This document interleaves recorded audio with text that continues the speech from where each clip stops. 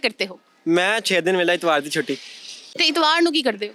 इतवार वाले दिन सोई दा, होर की करना, सोई दा, नींदर पूरी करी दी है। ਅੱਛਾ 6 ਦਿਨ ਵੇਲਾ ਇਤਵਾਰ ਦੀ ਛੁੱਟੀ इतवार की छुट्टी ਤੇ ਨੀਂਦਰ ਪੂਰੀ ਕਰਦੇ ਆ।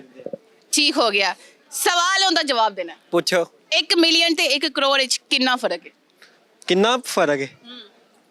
ਜ਼ਮੀਨ ਆਸਮਾਨ ਦਾ ਫਰਕ ਹੈ। ਕਿੰਨਾ ਕੁ?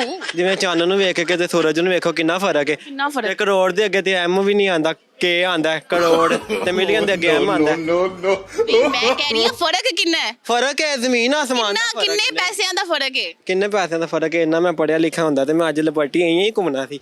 ਨਹੀਂ ਨਾ, ਵੈਸੇ ਸਹੀ ਦੱਸ ਕੰਮ ਕੀ ਕਰਨਾ?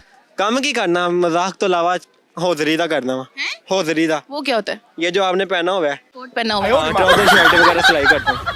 सिलाई करते हैं माशाल्लाह, टेलर हमारे साथ खड़े हैं। हाँ जी, सिलवाना है? नहीं नहीं मैंने सिलवाना। कौन सा सिलाई करके दे देना है? क्यों? मैंने तो पैसे देने हैं ना। हाँ हाँ इतने पैसे चंगे तो है नहीं कि तुसी फ्री दे दो।